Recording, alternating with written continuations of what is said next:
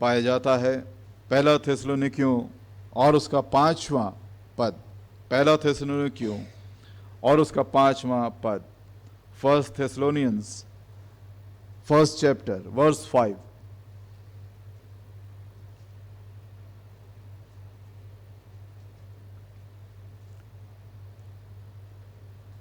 अब पौलुस इस तरह से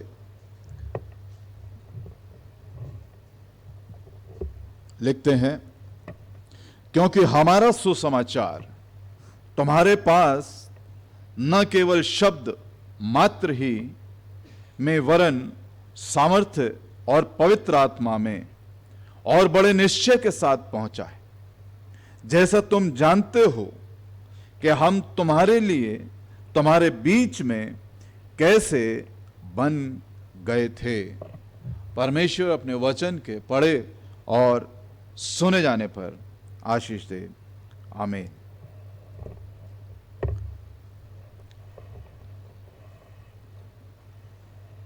सो बहुत ज़्यादा इसके बैकग्राउंड हमने 2-3 बार देख चुके हैं कि किस विपरीत परिस्थितियों में एक यूनानी सभ्यता की जगह है अंडर रोमन्स रूल, और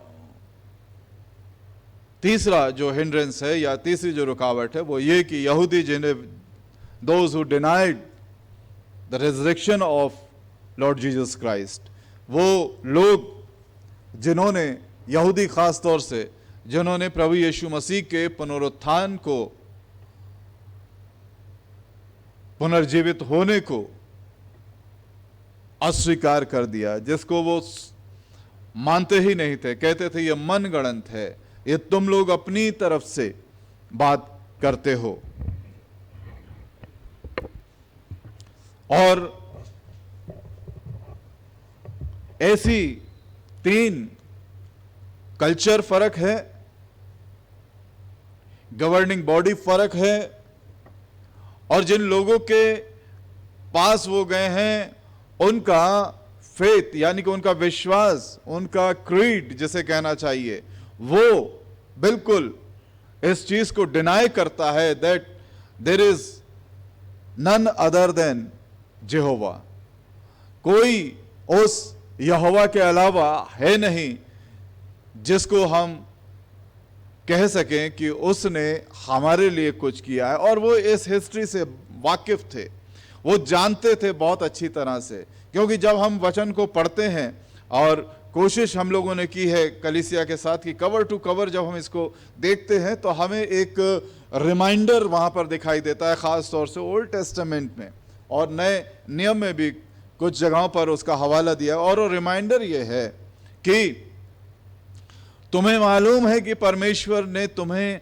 कैसे अद्भुत रीति से मिस्र से निकाला है। So that was the biggest event जिसे हम कह सकते हैं इन देयर लाइफ, उनकी स्पिरिचुअल लाइफ के लिए, for their political life, for their social life, for their economical life, हर तरह से सारे एस्पेक्ट्स जो हो सकते थे। By all means this event was the greatest among all. ये जो था वो सारी चीजों में, हर बात के लिए, उनके लिए जो भी हो सकती थी उनके जीवन में, वो मिस्र की जो छुड़ौती है जहां से वो आए थे, द स्टोरी ऑफ एक्सोडस उनके लिए बहुत मायने रखती थी। और मूसा उसको बार रिमाइंड कराता है, यहोशू उसको रिमाइंड कराता है, दाऊद अपने भजनों में उसका जिक्र करता है। और अभी जो हमने अकीदा पढ़ा उसमें भी 91 जो है बाबा में, यानी कि ये मूसा का जो गीत था जो उसने उस समय में लिखा था जब वो निकल के आए थे, और उसको फिर से कंपाइल किया था दाऊद ने। तो हम समझ सकते हैं कि ये जो एक्सोडस इवेंट है वो कितना बड़ा और कितना महत्वपूर्ण था उनके विश्वास के लिए, कि परमेश्वर ने उनके जीवन में कितना बड़ा काम किया। और इसी एक बात को वो ये समझते थे कि कहीं ना कहीं पर एक ऐसा लीडर खड़ा होगा मोसेस की तरह से, जो रोमन एम्पायर के सामने जाकर उनके इस पॉलिटिकल डिलीवरेंस का एक कारण बनेगा, कि वो फिर से स्वतंत्र हो जाएंगे, फिर से आज़ाद हो जाएंगे। आपने और हमने देखा था शायद 2012-13 में जो एक बड़ा आंदोलन चला था, और वो था अन्ना हजारे का आंदोलन। तो उसको लोग कंपेयर कर रहे थे किससे? महात्मा गांधी के साथ, कि एक बार फिर से एक ऐसा व्यक्ति जो अहिंसा के रास्ते पर होकर उस आंदोलन को कर रहा है बड़े शांतिपूर्ण तरीके से, तो लोग बार बार उसको गांधी के साथ जोड़ रहे थे। यानी कि हिंदुस्तान के लिए जिस तरह से महात्मा गांधी ने स्वतंत्रता का जो आंदोलन किया था, लोग बार बार इस बात की चर्चा करते हैं और कहते हैं और चाहते हैं कि ऐसा लीडर हमें चाहिए। मोसेस उससे भी कहीं बड़ा, कहीं ज्यादा उनके लिए महत्वपूर्ण था, क्योंकि ये यहां तो अपने ही देश में स्वतंत्र हुए थे, लेकिन वो उन्हें लेकर आया था और एक नए देश को उसके द्वारा से एक तरह से देखा गया था, उसकी परिकल्पना की गई थी, और वो उसके बॉर्डर पर लाकर उसने उनको यहोशू के, परमेश्वर ने यहोशू के हाथ में सौंपा था। एक जो डिनायल मोड में जो वो थे, वो ये जानते थे कि हमारे लिए किसी और के ऊपर भरोसा करना, किसी और की ओर ताकना, ये अच्छी बात नहीं है, क्योंकि परमेश्वर हमारे साथ है। वो अपनी हिस्ट्री को जानते थे। ये हिंड्रेंसेस वहां पर हमें पाई जाती हैं, पौलुस जिनका सामना कर रहा है। और पौलुस यहां पर एक बड़ी विशेष, बड़ी अजीबोगरीब बात कहता है, बड़ी अजीबोगरीब बात कहता है, और but it is very practical. ये अजीबोगरीब बात यह है कि वो उनसे ये नहीं कह रहा है कि मैं तुम्हें प्रभु यीशु मसीह का सुसमाचार, क्या कहता है वो? आप देखिए, ध्यान दीजिए इसको, क्योंकि हमारा सुसमाचार, हमारा, बिकॉज आवर गॉस्पेल, क्या ये हो सकता है कि कोई व्यक्ति ये कहे कि मैं तुम्हें अपना सुसमाचार देने आया हूं, मैं तुम्हें या जो हमारी टीम है ये हमारा सुसमाचार तुम तक पहुंचाए? लेकिन पौलुस इस बात को कह रहा है, accompanied with Silas and Timothy when they visited Thessalonica, वो बताना चाहते हैं कि हमारा सुसमाचार। तो ये क्या बात है? क्या वो प्रभु यीशु मसीह का सुसमाचार नहीं है? क्या वो इतने घमंड से भर गए हैं?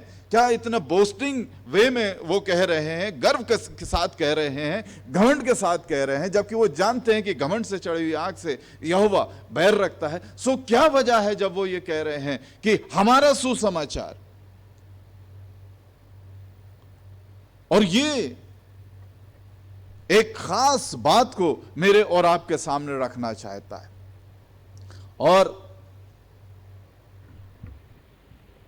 कलीसियाओं के निकम्मेपन को दूर करने के लिए एक तरह से मैं कहूंगा कि ये शब्द बहुत बेहतरीन तरीके से वो पौलुस रख रहा है। आवर गॉस्पेल, हमारी जो सुप्त अवस्था है, जो हाइबरनेशन जिसे कहते हैं हम, कि एक सोई हुई सी अवस्था है, उससे जगाने के लिए वो ये मेरे और आपके लिए आज के संदर्भ में बहुत सटीक बात है कि हमारा सुसमाचार। पौलुस क्यों एम्फेसिस कर रहा है इसके ऊपर? उसे सीधे सीधे कहना चाहिए, जो सुसमाचार हमने प्रभु यीशु मसीह का तुम तक पहुंचाया था, वो सुसमाचार जो परमेश्वर से हम तक पहुंचा था, वो हमने तुम तक पहुंचाया। लेकिन यहां पर वो कहता है आवर गॉस्पेल।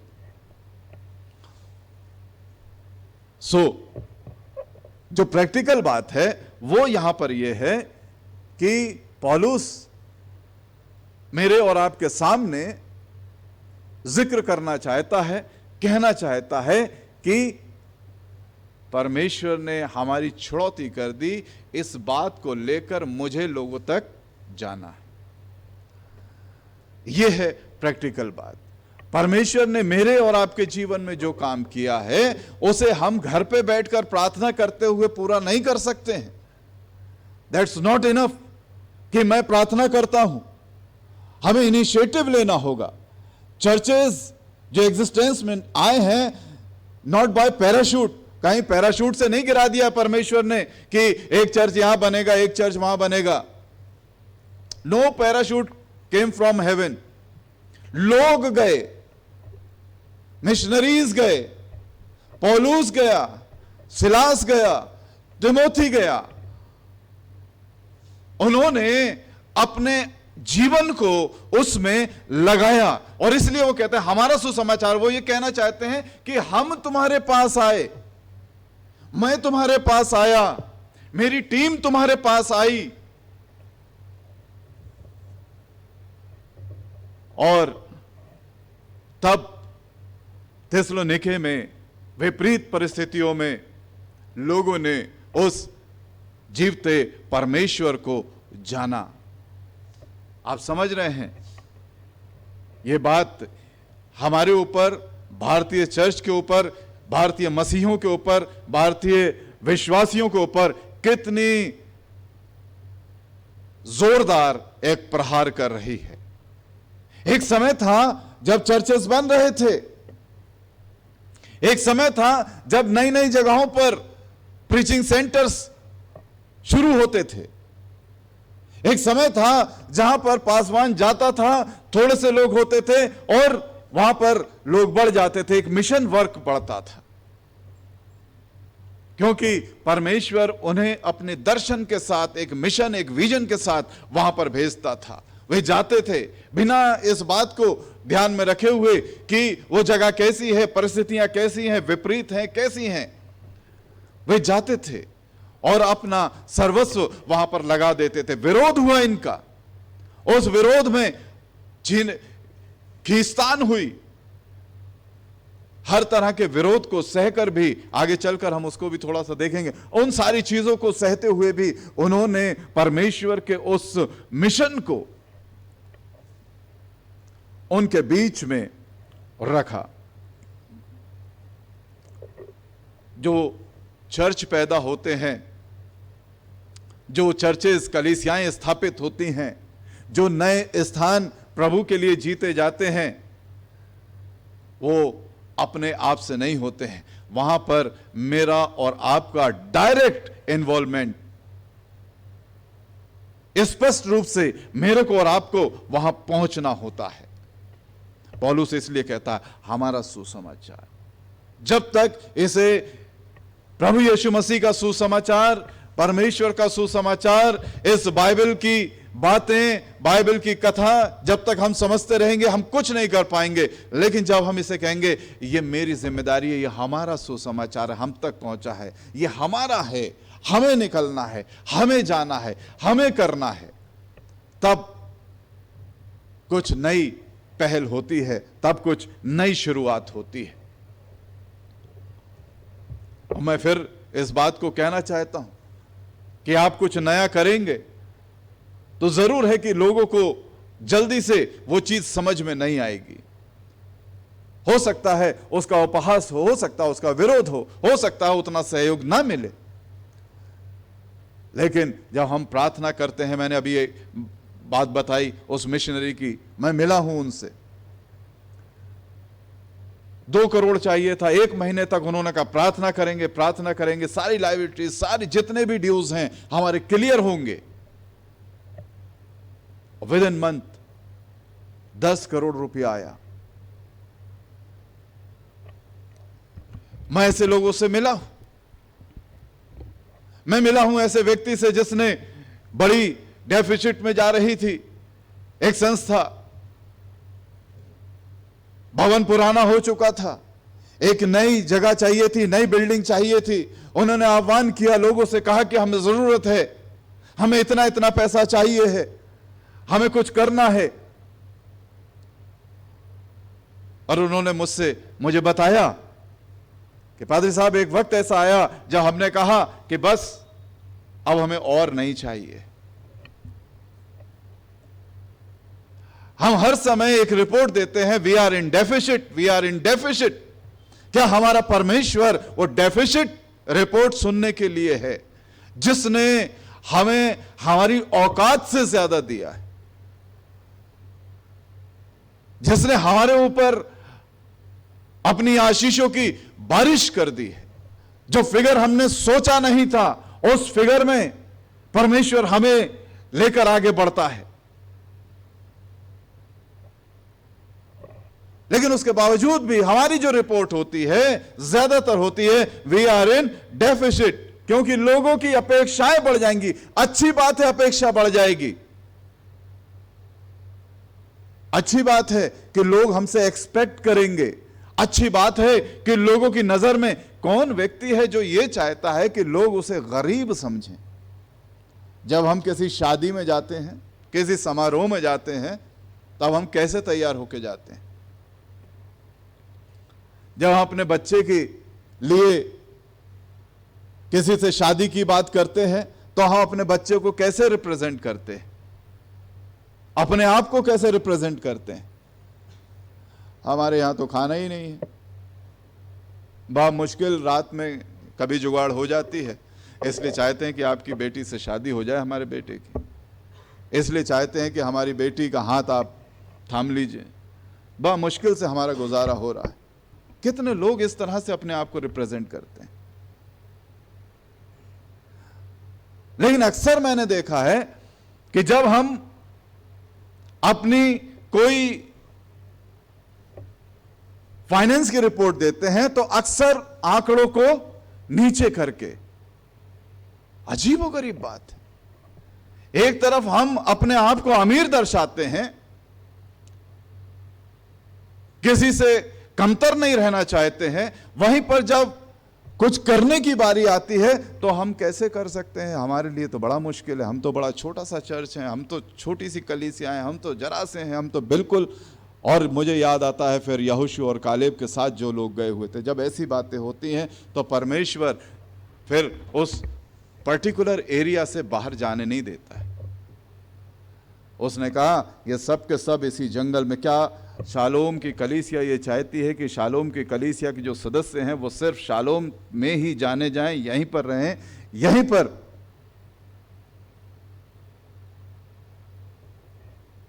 परमेश्वर चाहता है कि शालोम की कलीसिया एक्सपेंड हो, बढ़े, क्योंकि उसने बड़ी आशीषों के साथ हमें रखा है, छोटी आशीषों के साथ नहीं रखा है। परमेश्वर का बड़ा अनुग्रह हमारे ऊपर हुआ है। क्या हमें इस बात का एहसास नहीं है? आज हम में से कौन ये कह सकता है कि भजन 91 मेरे और आपके जीवन में पूरा नहीं हुआ? साम 91 अगर हम पढ़ते हैं तो क्या हमें यह महसूस नहीं होता है कि मैं इस परिस्थिति में था? बिल्कुल था। लेकिन नामालूम क्यों उसकी आशीषों को हम बड़ा छोटा कर देते हैं, बहुत छोटे तरीके से सामने रखते हैं। हम इस बात को समझते ही नहीं है कि परमेश्वर ने मेरे लिए कुछ किया है, मेरे लिए कुछ किया है, इसलिए मैं अपना वो लेकर, उस प्रेम को लेकर, उस सुसमाचार को लेकर जो अब मेरा हो गया है, इसलिए हम हमारा सुसमाचार तुम्हारे पास लेकर आए हैं। शालोम की कलीसिया आपके पास इसलिए नहीं आई है कि आपसे यह कहे कि हम बहुत छोटे हैं, लेकिन शालोम की कलीसिया के लोग आपके पास यह बताने आए हैं कि परमेश्वर ने अद्भुत रीति से हमारे जीवनों में काम किया है। आप सोचिए सिस्टर्स, आप लोग,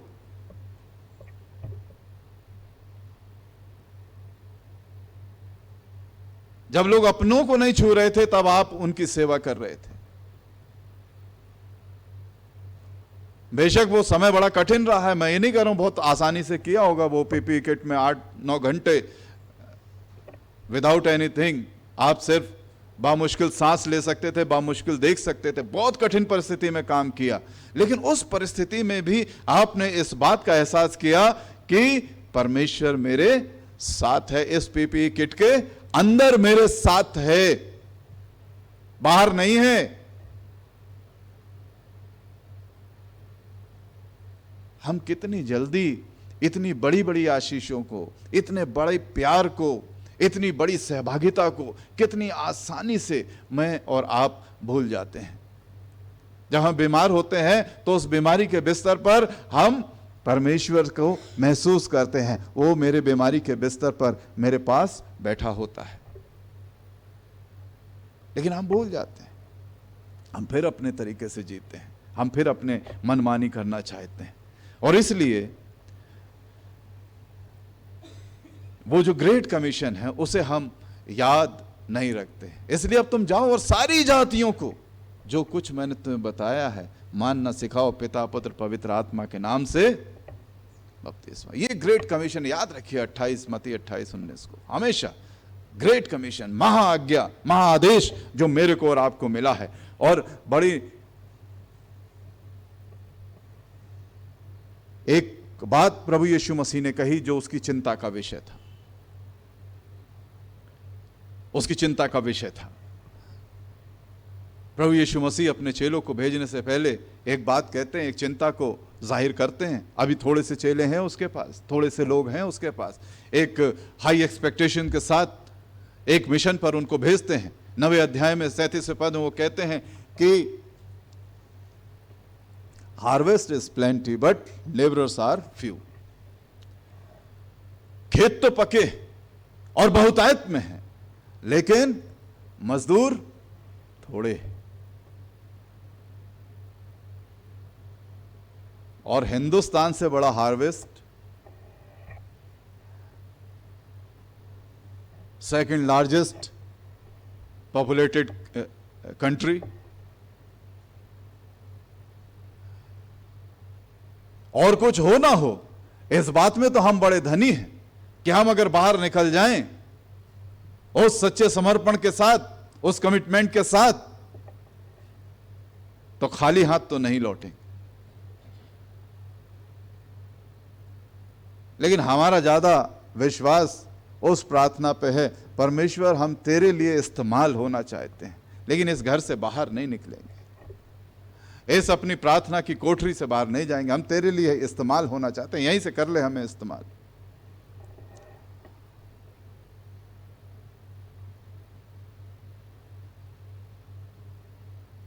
जॉन नॉक्स की प्रार्थना फिर से मैं कह दूं।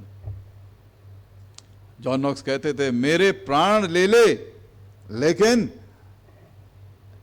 स्कॉटलैंड को बचा ले, सेव द स्कॉटलैंड। मैं मर जाऊं, मैं खप जाऊं, मेरा जिक्र हो या ना हो, लेकिन स्कॉटलैंड बचा लिया जाए। और आज स्कॉटलैंड का भी जिक्र होता है और जॉन नॉक्स की प्रार्थना का भी जिक्र होता है। तो परमेश्वर ने ऐसे ही नहीं कहा, कोई ऐसा नहीं है जिसने मेरे लिए एक गिलास दिया हो और उसे 1000 गुना ना मिला हो। अगर जॉन नॉक्स ने कुछ थोड़े साल तक प्रार्थना की तो परमेश्वर उसने उसे सदियों का, पीढ़ियों का हीरो बना दिया। आज मैं और आप कैसे जानते जॉन नॉक्स ने अगर ये छोटी सी प्रार्थना परमेश्वर के सामने नहीं रखी होती अपने घुटनों के ऊपर, तो कौन जानता जॉन नॉक्स को।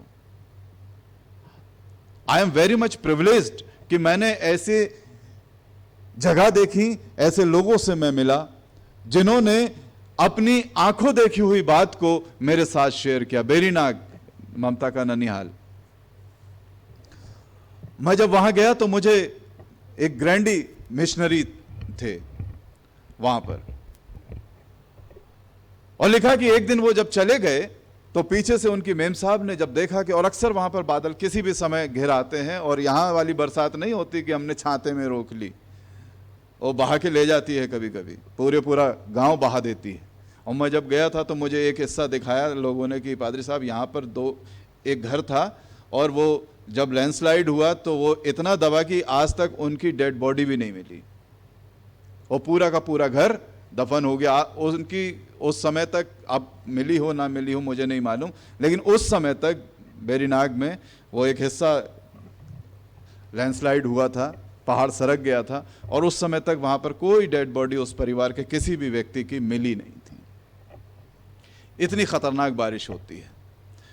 और देखा कि बादल बहुत तेजी से उठे हैं, तो उनकी मेम साहब ने अपने एक सर्वेंट को बुलाया और कहा, देखो पादरी साहब गए हैं, उन्हें मालूम था कि प्रार्थना करते हैं वो पहाड़ के ऊपर जाके एक स्थान पे, और जाओ जल्दी से ये छाता लेके जाओ।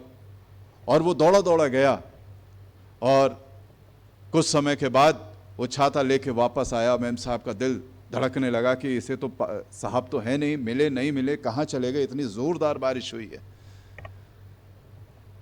और ये सच्ची बात है, मुझे नहीं मालूम कि ममता इससे वाकिफ है या नहीं, ये सच्ची बात है।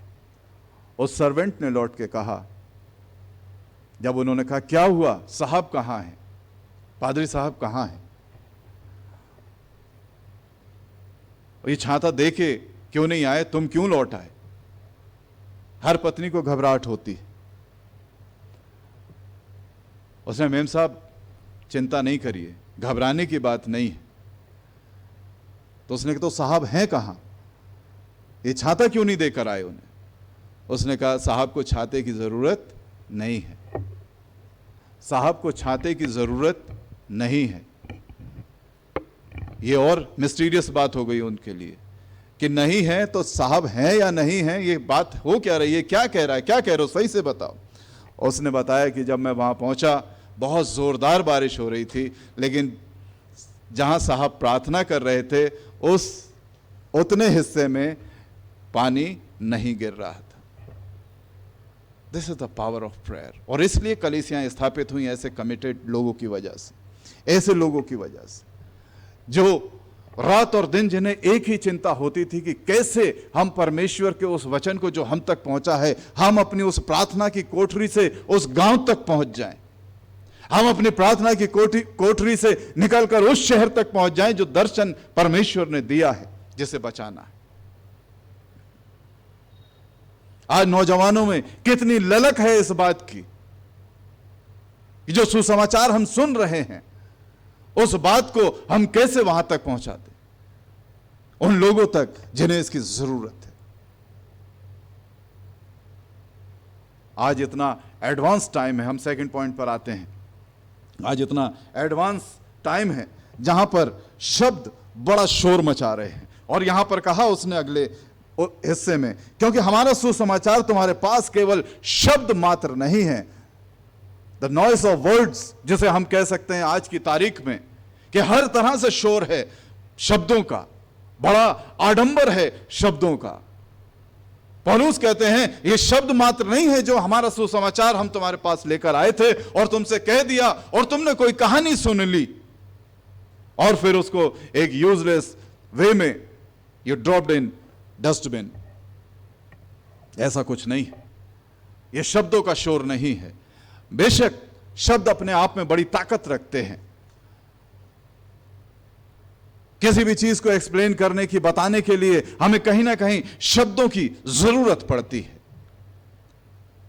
कभी कभी कोई बड़ी इमारत होती है, उसे देखकर हम खुश होते हैं, बड़े आनंदित होते हैं, लेकिन फिर उसके आसपास एक टैबलेट खोजने लगते हैं कि देखें इसके विषय में लिखा क्या है। तो शब्दों की अपनी ताकत है, उसकी अपनी जरूरत है। लेकिन पौलुस ये कहते हैं ये हमारा सुसमाचार तुम्हारे पास जो पहुंचा है वो शब्द मात्र नहीं है, और वो इस शब्द को बड़े सुंदर तरीके से लोगों के सामने रखता है और बताना चाहता है और कहता है शब्द मात्र नहीं वरन सामर्थ्य है। सामर्थ्य है, this is the power of God. ये परमेश्वर की सामर्थ्य है जो हम तुम्हारे साथ शेयर कर रहे हैं। कभी कभी शब्दों को गलत तरीके से समझ लिया जाता है, गलत तरीके से उसको बता दिया जाता है, इसलिए उन शब्दों को लोग सही तरीके से समझें, सही तरीके से उनके दिमाग के ऊपर उसका असर हो, तो उसको एम्फेसिस करना पड़ता है, उसके ऊपर जोर दिया जाता है, सामर्थ्य के साथ कहा जाता है। लेकिन इसका बड़ा दुष्परिणाम भी है, क्योंकि वो कहता है शब्द मात्र नहीं वरन सामर्थ्य। कभी कभी शब्द झूठ के साथ, इतनी सामर्थ्य के साथ वो झूठ जो है शब्दों में पिरोया जाता है और बार बार बड़ी ताकत से उसे बोला जाता है कि लोग उसे कभी कभी सच मान लेते हैं, जैसे प्रोपेगेंडा कहते हैं। एक जिस तरह से राजनीति में होता है, जो चीज होती नहीं है उसको गलत तरीके से प्रसारित करना और अनेक लोगों से बता देना, अनेक मंचों से उसका प्रचार करना, अनेक बार उस बात को दोहराना, अनेक अवसरों पर उस बात को कहना, और बड़ी ताकत उसमें झोंक दी जाती है और अपने सर्वस्व लगा दिया जाता है बड़ी ताकत के साथ। तो जब तक हम अपनी ताकत से इस चीज को पहुंचा रहे हैं तो हो सकता है यह मिसअंडरस्टूड हो जाए, हो सकता है यह गलत हो जाए, हो सकता है लोगों तक वो बात उतनी बेहतर तरीके से ना पहुंचे। प्रचार तो हो रहा है, बड़े बड़े जोरावर प्रचारक आते हैं, मजबूत पुलपिट रखना पड़ती है, कभी कभी इतना ठोक देते हैं कि कमजोर पुलपिट हो तो फिर गए, और उनके लिए इतना भी काफी नहीं होता है। यहां से वहां तक अपना अपना तरीका है। अगर वो परमेश्वर की सामर्थ्य से है तब तो ठीक है, लेकिन कभी कभी झूठ को भी बड़ी ताकत के साथ बोला जाता है, बड़ी ताकत के साथ बोला जाता है। और लोगों पर उसका असर होता है, गलत असर होता है। ये सामर्थ्य क्या है, इस बात को पौलुस बताना चाहते हैं। शब्द मात्र ही में नहीं, वरन सामर्थ्य में और पवित्र आत्मा में। Word of God is the sword of spirit. आत्मा की, जो परमेश्वर का वचन है वो क्या है, आत्मा की तलवार है। एफेसियों 6:17 में इसे बहुत अच्छी तरीके से बहुत सा चीजों को बताया गया है। इसका इस्तेमाल हमें परमेश्वर के उस पवित्र आत्मा की सामर्थ्य में होकर करना है। ये क्योंकि ये एक एक्सटर्नल ऑपरेशन नहीं है, ये कोई बाहरी तरीके से कोई चीज नहीं है कि एक फोड़ा फुंसी है। ये पेनिट्रेट करती है हृदय को, दिमाग को और आत्मा को। इसलिए अगर हम ताकत ही ताकत झोंक रहे हैं, अपनी ताकत से हम चाहते हैं, अपने तरीके से हम चाहते हैं, अपने संसाधनों से हम चाहते हैं, यह तस्वीर थिस्सलुनीकियों की सामने नहीं आ सकती, कलीसियाएं सामने नहीं आ सकती जब तक परमेश्वर का वचन उस पवित्र आत्मा की सामर्थ्य में होकर न बोला जाए, जब तक वो पवित्र आत्मा हमारी सहायता ना करे, जब तक वो पवित्र आत्मा हमारा मार्गदर्शन ना करे, जब तक उस पवित्र आत्मा में होकर हम उस चीज को सीख और समझ नहीं रहे हैं। ये वचन मात्र नहीं है, ये शब्द मात्र नहीं है, परंतु एक सामर्थ्य है। और वो सामर्थ्य क्या है, वो पवित्र आत्मा है। पौलुस बड़े स्पष्ट रीति से मेरे और आपके सामने और इस थिस्सलुनीकियों के सामने इस बात को रखते हैं। हम ताकत लगाएं, अच्छी बात है, अपना सर्वस्व लगा दें, अच्छी बात है, लेकिन परमेश्वर के आदेश अनुसार उसकी आत्मा में होकर, तब ये बड़ी बात हो सकती है, तब ये एक जीवित गवाही हो सकती है। और आगे चल के प्रेरित पौलुस कुछ एक शब्द और यहां पर मेरे और आपके लिए लिखना चाहते हैं और कहते हैं, पवित्र आत्मा में और बड़े निश्चय के साथ पहुंचा है, विद कन्विक्शन। ये सब्जेक्टिव नहीं है कि एक उद्देश्य है, एक निजी सोच है जिसे हमें वहां तक पहुंचाना है, एक सब्जेक्ट है जिसे हमें पूरा करना है, एक कोई चीज हम तक पहुंची है और मैं सिर्फ एक पोस्टमैन की तरह से यहां से आया, वहां दे दिया। उसके मैसेज क्या है, उसमें क्या लिखा है, घर में क्या कोहराम हो गया है, घर में कौन खुश हुआ है, कौन आनंदित हुआ है उस पत्र को प्राप्त करके, उससे मुझे कोई लेना देना नहीं। Simple a messenger, simply a messenger, कि मैसेज आया और उसको पहुंचा दिया, बट विद कन्विक्शन, निश्चय के साथ, my personal, with my personal interest, ये ऑब्जेक्टिव हो जाता है। जब हम किसी चीज में अपना सब कुछ सोचते हैं, अपनी निज रुचि जिसमें रखने लगते हैं, जैसे हम बिल्कुल अपना मानने लगते हैं कि ये जो मेरे पास आया है ये मुझे अब वहां पर पहुंचाना है, लेकर जाना है। और ये उस तरह से होता है कि जैसे हम किसी के पास कोई सरप्राइज विजिट करें और हमें मालूम है कि आज बर्थडे है और वो व्यक्ति घर पे है, शायद अकेला है या शायद ऐसी परिस्थिति में है जब वो सेलिब्रेट नहीं कर रहा है और उसका कोई मित्र, कोई भाई या बहन, कोई उसे मालूम है और वो एक केक लेकर उसके पास पहुंच जाए, उसके साथ बैठे, उसको सेलिब्रेट करे और उसे एहसास कराए कि how much I love you, you are always in my mind. पौलुस इस बात को इस कन्विक्शन के साथ रखना चाहते हैं कि मैं यहां यूं ही नहीं आया, तुम मेरे दिलो दिमाग में बसे हुए हो। ये मेरी अपनी रुचि है कि मैं इस सुसमाचार को लेकर तुम्हारे पास आया हूं। ये मेरा उस कन्विक्शन के साथ, उस निश्चय के साथ कि मुझे जाना ही है, मेरा ही काम है, मेरा ही सुसमाचार है, ये हमारा सुसमाचार है, ये हमारी जिम्मेदारी है, ये काम हमें सौंपा गया है, and I have to do it. ये होना चाहिए, इट शुड बी डन, नहीं, I have to do it, it shall be done. होना चाहिए नहीं, इसको होना ही होगा, इसको करना ही है। और पौलुस इस बात को बड़ी गंभीरता के साथ अपने उस विचार को लोगों के सामने रखते हैं, और वो उससे भी आगे चल के उन्हें एक और बात को बताना चाहते हैं, जिस सच्चाई को वो वहां पर रहते हुए उनके बीच में जिया है। वो कहते हैं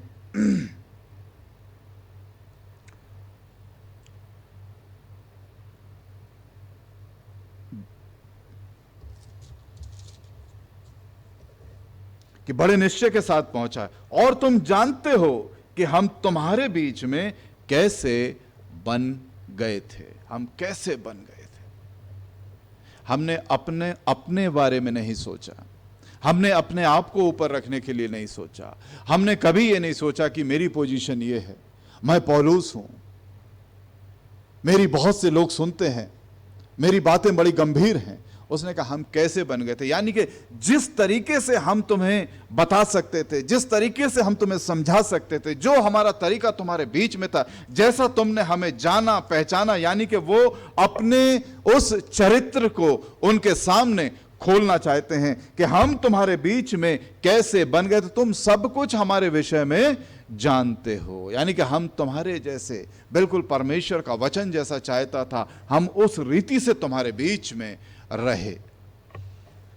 क्या यहां पर एक सेक्रीफाइस की भावना जो पौलुस इस बात को, हम कैसे बन गए, हमने बहुत सी चीजों को सेक्रीफाइस किया, हमने बहुत सी चीजों को छोड़ दिया, बहुत सी चीजों को, ताकि तुम परमेश्वर के लिए जीते जाओ और बचाए जाओ।